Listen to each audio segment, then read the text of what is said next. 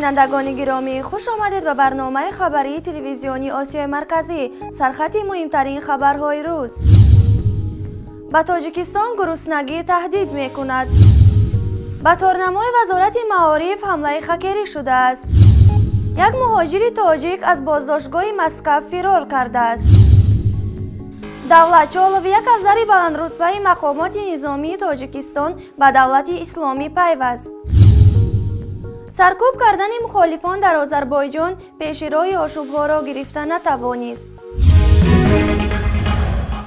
برنامه غذای سازمان ملل متحد تحقیقات خود را زیر عنوان وضع آسیب‌پذیری غذا در جهان 2015 The State of Food Insecurity in the World 2015 نشر کرده است. در آن گفته می شود بیشتر از 33% اهالی تاجیکستان به تهدید گرسنگی روبرو هستند. این گروه مردم از معیار کمتر خوراک می خورند. ارقام جالب توجه در این تحلیل این است که شماره آنهایی که به تهدید گرسنگی روبرویند در سالهای 2014 2016 از شماری همین گروه مردم در سالهای 1990 1992 قریب 2 برابر بیشتر بوده است. یعنی وضع اقتصادی مردم نظر به آن سالها برخلاف دعواهای حکومت تاجیکستان به مراتب بدتر شده است. اگر در سالهای 1990 1992 شمار گرسنگان 1,600,000 نفر باشند، در سالهای 2014 2016 این عدد به 2,900,000 نفر رسیده است. این رقم برای سالهای 2000 2002 2,500,000 بوده است. سازمان ملل متحد شمار نفران روبرو به تهدید گرسنگی در تاجیکستان را 2.9 میلیون برآورده آن را 33.2% گفته است.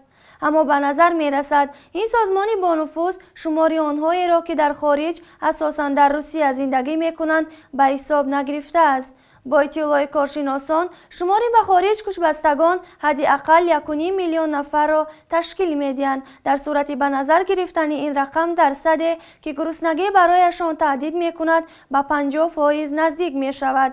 گفته می‌شود وضع تاجیکستان فقیرترین کشور آسیای مرکزی از لحاظ تهدید گرسنگی تنها از چند کشور قاره افریقا بهتر بوده است. این گزارش در حالی نشر شده است که مقامات تاجیکستان با افتخار از بیرون رفتن تاجیکستان از روی خط کشورهای فقیر حرف میزنند.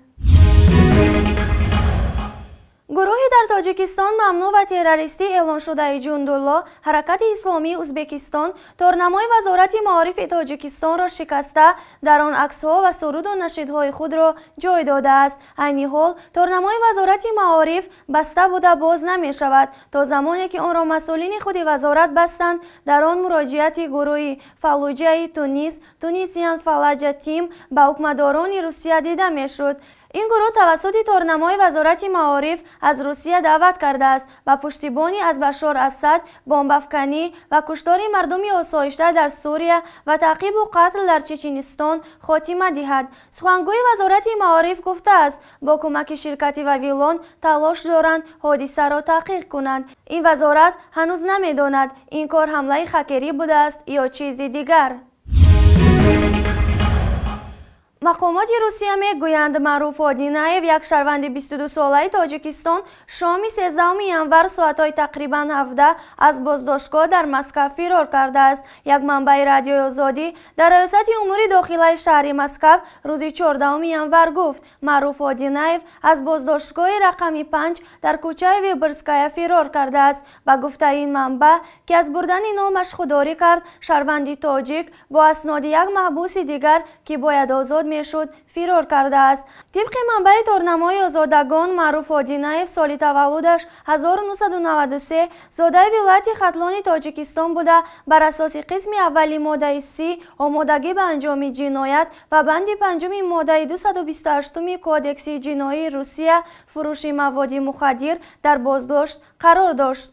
گفته می شود محبوسی که حجتهای خود را به معروف آدینایف داده است با اتهام زورآوری نسبت به نماینده مقامات در بازداشت قرار داشت. و گفته منبع آزادی یک فرضیه اساسی این است که آدینایف برای آنکه این محبوس به جای او در بازداشتگاه بماند غالبا به او پول پیشنهاد کرده است. ماموران بازداشتگاه رقم 5 از غیب زدن معروف آدینایف با اسناد یک بازداشت شده دیگر تنها نیمه شب خبر یافتند. ریاست خدمات فدرالی اجرای جزای شهر مسکو که مسئولیت امور زندانها و بازداشتگاه‌های پایتخت روسیه را بر دوش دارد، عکس معروف آدینایف را در سامانه‌اش نشر کرده از همه خواسته است تا در جستجوی او به مقامات کمک کنند. اما منبع آزادی در پلیس مسکو میگوید جستجوی این جوان تاجیک بر اساس لباسی که او هنگام فرار در تن داشت دشوار خواهد بود. او میگوید شبکه‌های قاچاقبری مواد مخدر تنظیم‌های متشکل دارند که می توانند به معروف آدینایف برای پنهان شدن از تعقیب مقامات روسیه کمک کنند و احتمال دارد که ولکه سر و لباسش را عوض کرده در یگان پناهگاه مربوط به نرکوبرانها پنهان شده باشد. بنا به آمار ریاست خدمات فدرالی اجرای جزا در زندانهای روسیه حدود 7800 شهروند تاجیکستان ادای حکم می کنند. تقریبا نصف آنها به جرم قاچاق مواد مخدر زندانی شدند.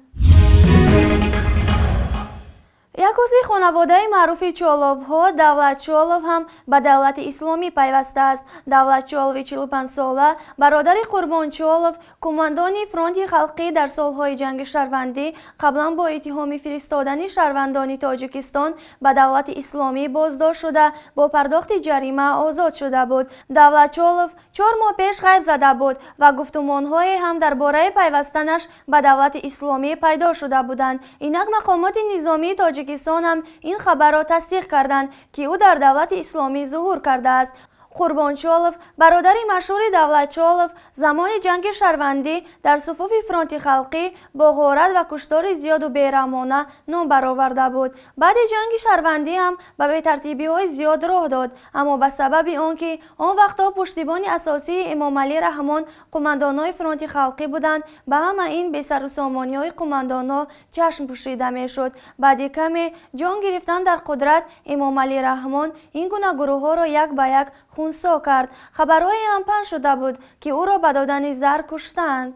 دولت چالوف بعد گلمراد حلیموف نفر دوم از مقامات قدرتی تاجیکستان است که به دولت اسلامی می پیوندد. او در نیروهای مرزبانی هم ادای وظیفه کرده تا رتبه معیاری رسیده است. چند قبل او به افغانستان هم فرار کرده بود.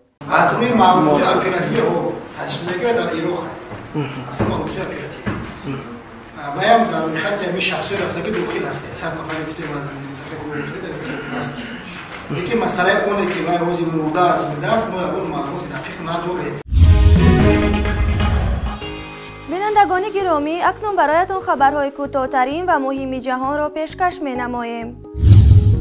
یک زن فاحشه در پیرو که قصد دارد وکیل در پارلمان این کشور شود گفته است ما پارلمان را فاحشه‌خانه رقم 1 می‌نامیم. این زن که انخیلا ویلون نام داشته است بعد 30 سالی فاحشگی رسمی نامزدیش را به وکیلی کنگره پیرو پیشبری کرده است و معرکه تبلیغاتیش را پیش میبرد. او گفته است بله من فاحشه‌ام اما از این خجالت نمیکشم. ما پارلمان را فاحشه‌خانه رقم 1 کشور میدانیم. فاحشه‌خانه که در آن عهد و اصلهای اخلاقی را می فروشند. استثمار جنسی، تجاوز به حقوق و آزادی‌های زنان مسائل بودند که این فاحشه قصد دارد در پارلمان و یا به تعبیر او فاحشه‌خانه رقم اول کشورش با آن مبارزه برد. او گفته است ما دیگر نمی‌خواهیم استثمار جنسی را طاقت کنیم و هر روز با آن روبرو شویم. دیگر هرگز. رئیس جمهور امریکا باراک اوباما در ارائه پیامش به کنگره امریکا اجازه نکاح همجنسگرایی در ایالات متحده امریکا که با تلاش مستقیمی راه اندازی شده است یکی از بزرگترین دستاوردهای زمان پرزیدنتیش خوانده است. در این پیام رئیس جمهور امریکا یکی از میهمانان فخری یک فعال همجنسگرا هم بوده است. نکاح همجنسگراها در ایالات متحده امریکا با کوشش مستقیم باراک اوباما ماه یونی سال گذشته اجازه داده شد. آن زمان سود عالی این کشور این قرار را تصویب کرده بود، اما قبل از اجازت سرتاسری در تمام قلمرو ایالات متحده آمریکا این موقع در 37 ایالات آن اجازه داده شده بود. ایالات متحده آمریکا 20مین کشور بود که در قلمروش رسما نکاح همجنس ها را اجازه داده است. اولین کشور در این کار هلند بود.